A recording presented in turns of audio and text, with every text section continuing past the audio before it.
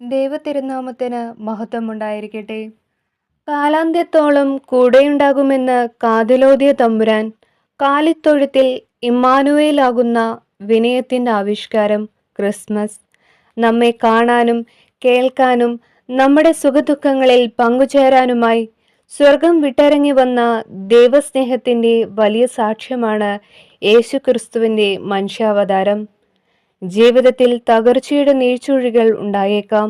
പക്ഷേ എല്ലാ പ്രതിസന്ധികളെയും അതിജീവിച്ച് മുന്നേറുകയാണ് വേണ്ടത്.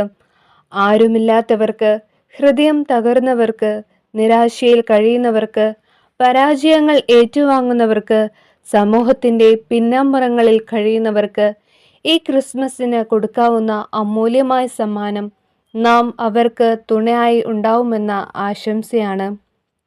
കാലിത്തൊഴുത്തിൽ ഉണ്ണിയേശു പിറന്നപ്പോൾ മാലാഖമാർ പാടിയത് അത്യുന്നതങ്ങളിൽ ദൈവത്തിന് മഹത്വം, ഭൂമിയിൽ സന്മനസ്സുള്ളവർക്ക് സമാധാനം എന്നാണ്. ലോകത്തിന് മുഴുവൻ സമാധാനത്തിൻ്റെയും പ്രത്യാശയുടെയും ആശംസയുമായാണ് ക്രിസ്തു പിറന്നത്. മാലാഖമാരുടെ ഈ മനോഹര ഗീതം ഓരോ ദിവസവും സ്വന്തം ജീവിതത്തിൽ മുഴക്കാൻ നമുക്ക് സാധിക്കണം. ദൈവത്തിനുള്ള മഹത്വമായിരിക്കട്ടെ നമ്മുടെ പ്രവൃത്തികളെല്ലാം. ഭൂമിയിൽ എല്ലാ മനുഷ്യർക്കും ദൈവത്തിന് കൃപ ലഭിക്കാനായി പ്രാർത്ഥിക്കുക. അതുവഴി എല്ലാ മനുഷ്യരുടെയും ജീവിതങ്ങളിൽ സമാധാനം നിറയട്ടെ.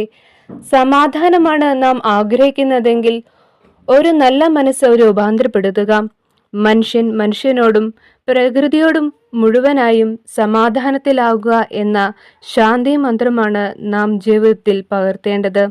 സ്വാർത്ഥത വെടിയാനും മറ്റുള്ളവരെ സ്നേഹിക്കാനും അംഗീകരിക്കാനും നാം തയ്യാറാകുമ്പോൾ ലോകത്തിൻ്റെ പ്രകാശമായി നാം മാറുകയാണ്. അങ്ങനെ നന്മയും സ്നേഹവും സാഹോദര്യവും വിനയവുമൊക്കെ തെളിഞ്ഞു നിൽക്കുന്ന മനോഹരമായൊരു ക്രിസ്മസ് സ്നേഹപൂർവ്വം ആശംസിക്കുന്നു.